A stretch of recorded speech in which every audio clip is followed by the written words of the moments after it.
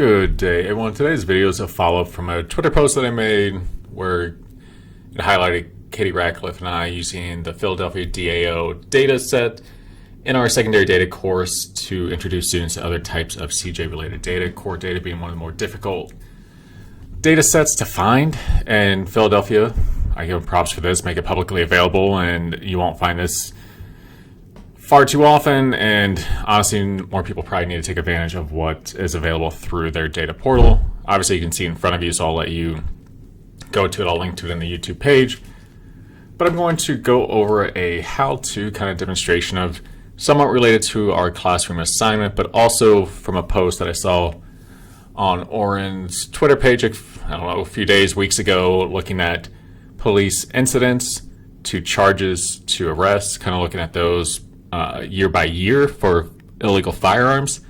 Gonna do something similar, but look at it by month for one calendar year and probably a different crime type. With that, the note and kind of caveat I want to give to this, or disclaimer, when we're looking at incident data to arrest to charges, keep in mind, especially when we're looking at it by month in terms of temporal, not every incident is going to have an arrest or charge in the same month. So there might be a temporal lag, or an arrest or charge might not be linked to that same incident in the same month, so it could occur in a different time point. We don't have that information in this data set, so we're looking at general trends in terms of incident occurrence known by Philadelphia Police Department and corresponding arrest and charges. So with that, it's a broad takeaway since we do not follow incident to arrest to specific charging, but we can still look at the general takeaways and kind of, when we discuss an intro to crime, kind of that funnel effect of all crime, what is known and reported to police, those who are arrested, those who are charged, and then on the back end it would be the Department of Corrections, or kind of correction side of probation, parole, and the outcome of some of that, or even courtroom case outcome as well. With it, let's dive in.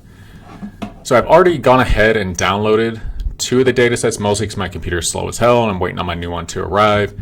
So I went ahead and downloaded the incident data and charges and have a blank one open, and I'm just going to throw everything in as we go. But I'm going to walk you through how to download one of their data files itself. With that, this is their homepage. I truly say go through it. They have a lot of good, you can see here, stories, snapshot that go through their data and present it very well.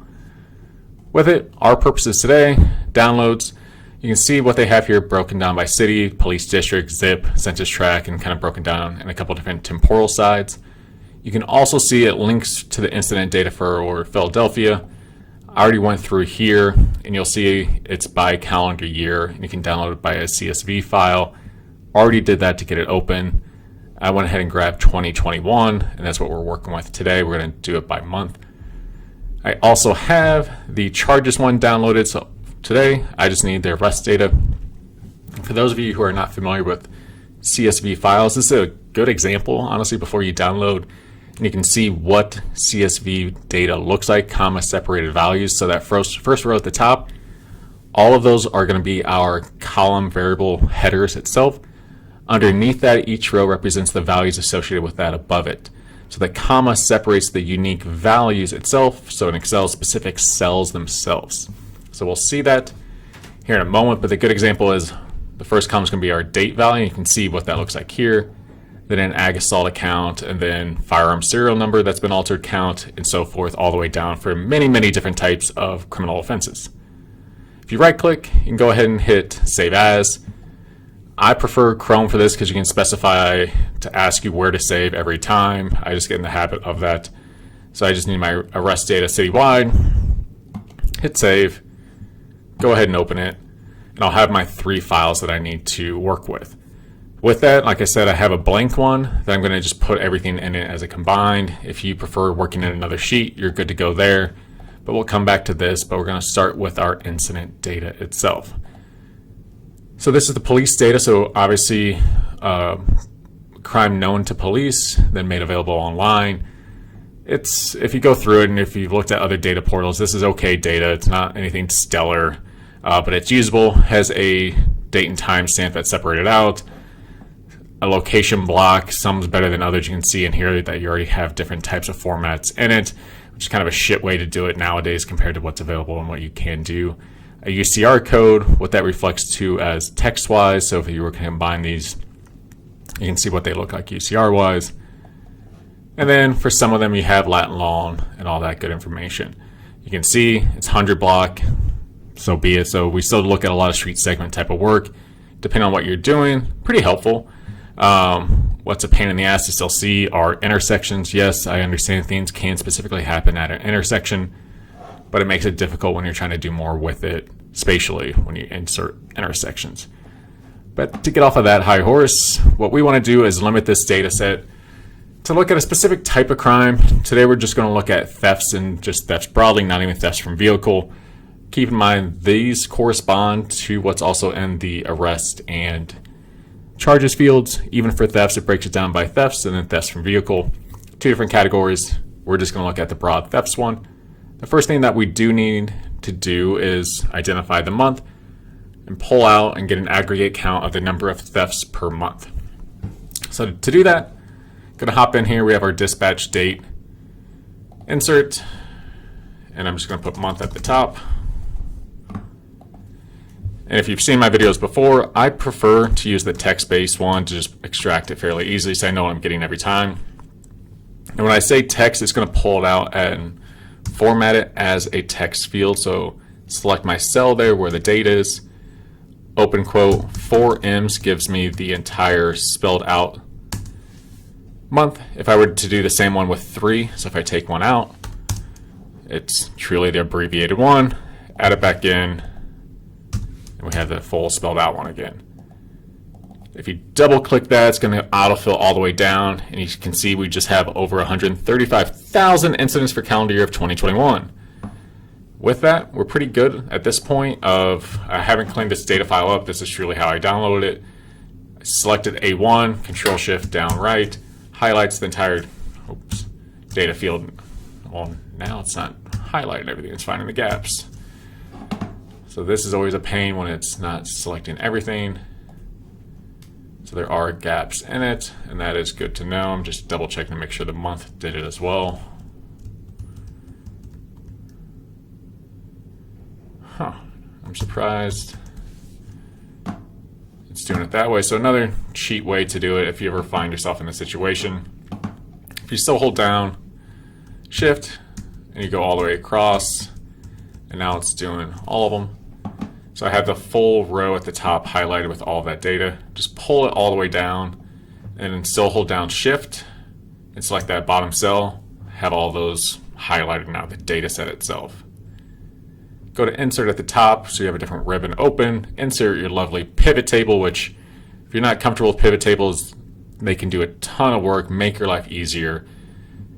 Play around with them. There's honestly so much you can do, more than I'm even familiar with, but it does save a lot of time and effort and makes your data very presentable and aggregates it very easily to tell stories.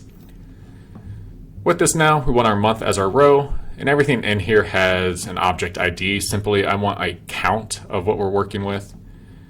You can see it brought it in as a sum. If you ever have this, if you just click on it, hit value fields, and you're going to change this from a sum to a count. And then with that, these are all the crimes that occurred in 2021, hence the over 135,000. So we need to use that general code as a filter and just select what crime we're specifically looking at in this situation. Our purposes are thefts.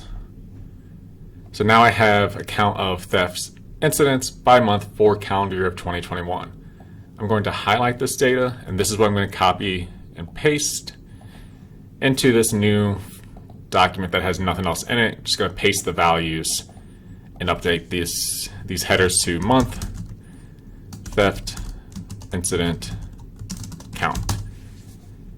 So now we have our two fields that we can work with. But we also want to know our arrest and then charges as well. For the same month, we're still in calendar year of 2021, so we're good to go. And if you want to make this more descriptive, you can put 2021 in there as a reminder.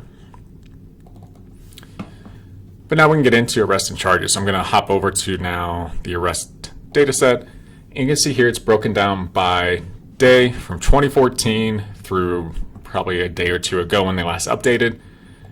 And then by crime type. So a few things we need to do here is add in a year column to pull out and extract each year. There's other ways to filter based on this itself. I like to just show the full way. Then we'll do an aggregate count by month. We'll trim some of these down since we don't need all the different crime types. But first, I'm going to insert 2 columns, month, year. This one again is our text-based one. Select our month, put in the full one, close it off, and we have January of 2014. And filling downwards, you can see after 31 days, it switches over to February and we're good to go. Year, do the same thing. And if you remember, when you ever insert a column next to a specified date field that's recognized in Excel, it tries to duplicate that effort because it assumes you want another date field. This is when you use formulas and it's like, oh shit moment, you did it right. Excel thinks you just still have a year in there. Highlight that column, come up and just hit general again, switches back and you're good to go. Double click on that green box, goes all the way down, and you're set. I'm going to now select the entire data set, hop up and add a filter. And you can do all of this in a pivot table. I'll do that in the next, or the charges one, just to show a couple different ways to do the same parts. I'm only interested in 2021. And then I'm also only interested in thefts, but you can see right now, since they're all column headers, I can't filter based on that alone. So we're good to go to then select cell A1. You can see it hopped over everything else that's not in 2021. So our rows start at 2,559 for calendar year of 2021. Highlight these. I'm going to paste these into a new sheet so it's a subset of the overall data set. So I only have 2021 data. And here, all I want to do now is truly get a table made based on each month. So I'm going to delete these, and the next part I'll show you how to just highlight them because I only need for this video theft, so I'm just going to delete everything else around it. I have the original data in the arrest part, so if I were to make a mistake, it's still here. We're good to go. But for what we're doing, it's all I need. So I'm going to highlight the top, Control Shift down arrow, insert another pivot table, hit OK. We want our month as a row, and we want our theft as our value here. So here we want it to be the sum, so we want to know how many thefts there were in total for each month. It was broken down by day. So now I'm going to highlight these values because these are the arrests. Go into that combined data field, paste these in, and now we know from the number of incidents per calendar month in 2021 what that then equates to in terms of number of arrests. Again, that arrest isn't always associated with an incident that occurred that month. It could be 2, 3, a month prior, year prior, you never know. To that, these aren't linked specifically, but you can see more broadly the number of arrests per month are a much smaller percentage than the overall incident count. And if you think about the nature of the offense, it makes sense given the theft of it, and you might not see or know the person or offender in the situation, so it makes sense that the arrest likelihood or percentage is much smaller than what we're seeing there. Last but not least, now let's hop into our charges and see what this looks like. So from the incident, we know this is reported to police. Police made an arrest. Now let's see what it looks like from the court side. Are there charges? Are there not, given these incident numbers? With that, we now need our charges data set. Still a CSV one, very similar to the arrest one. For that, we're doing the same part, but I'm going to select it a couple different ways just to show you different parts of doing this same data structure and kind of filtering out and using the other ones. I'm going to highlight the entire data set, hop up into insert pivot table. I'm going to put the entire data set. I've done no filtering, haven't relabeled anything, and hopefully this works out. We'll see how the date value gets added in. Every now and then it did not add month for me, but it did year. So we should be okay if this goes accordingly as planned. So we want our year to actually be a filter. And you can see it breaks it down for us. So it'll take a few more copy and paste, but it'll have all the information in it that we need. Depending on your familiarity, what you prefer, obviously more you can do with it. So we have our quarters in here. You can take that date value out now. It's broken down. Filter wise, we want 2021. Oops, I actually want those values back. I didn't think it would actually get rid of the months. So filter wise, we want to filter only to calendar year of 2021. Hit OK there so we know that. And now we want to come down and select our theft as our values, and still we want the sum there, so it's broken down here by quarter. We can see what those look like, but here we're still pulling out these values. We're going to copy them in sets to make our life a bit easier. And I'm just going to hop back and forth and do the 3 at a time. A little quicker if you know what you're doing and just feel comfortable pulling it this way, and love a good copy and paste. And then for our last quarter, last 3 months, pull these out and drop them into our combined. And again, this is a good example of now you have a number of theft incidents, the arrests and charges broken down by calendar month for 1 year. If you are familiar with Orange Tweet, and I'll tag him in the post when I've posted on Twitter, it got into possession of illegal firearms and it broke it down by calendar year from 2014 through 2021. Again, that runs into the same issue because you can't link every incident to a specific arrest to a specific charge. You can have multiple charges per incident, that type of thing as well. But this gives you an idea broadly by month what the incident count looks like, a corresponding arrest count for that same month, but that arrest might not be associated with an incident that occurred. Keep in mind, say a theft incident occurred on January 31st. An arrest could be made on February 1st, which would put the incident in January, the arrest in February, and say a charge was filed in March, then a charge count in March. That's why I say it's a caveat to this. It's a disclaimer of when you're looking at this, you don't know the temporal time point for each incident in this data set. It's just a way to view it and show the change from count to arrest to charges and what it looks like broadly. That's why sometimes year might be better, because it gives you that longer time period for it to come together. At the same time, it runs into the same issues. With that, I'll make a similar chart to what they did on that Twitter post, or I think it was in some type of newspaper article as well. But I'm highlighting my data set, hop up to insert, and now I just want to insert a chart. You can go to recommend it and see what pops up for you. I always suggest that or recommend it. Sometimes Excel gets better at this. Other times you end up just choosing what you want.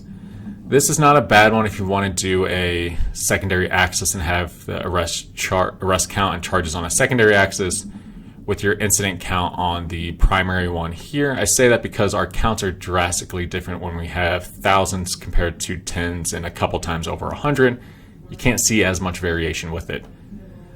How they did it in the actual article, or what I clicked on when I saw it on Twitter, was a clustered column chart, so they'll all be next to each other. Click OK, and if you're familiar with most of the work I do, I prefer a grayscale, dark scale to it. And you have options, of course, when you get into it. You can have the labels, you can get rid of them. But it has a nice example of, the number of incidents per month for the calendar year of 2021. You can see a corresponding arrest. Again, take it with some caution. Same with the charges part, but you can see that there's a drastic difference of theft occurrence to arrests to charges when we broadly look at the numbers themselves. When I say broadly, we could do a sum of each one and just see what the total looks like. So we have 24,628 theft incidents, 1,000 arrests, and 1,000 charges. This would equate to about 4% of the incidents across the calendar year of 2021 I would say, might have an arrest, because we don't know if these arrests are associated with all of these here. And if you're not familiar where I got that 4%, if you times it by 100 or move the decimal place, you can see it would be 4.2%. And with charges, it would be the same, division by total. And you could have multiple people, so that's why charges could vary based on all of that too. Switch it over to percentage, and we can see there are a slight difference there, but an easy way to look at some of the data.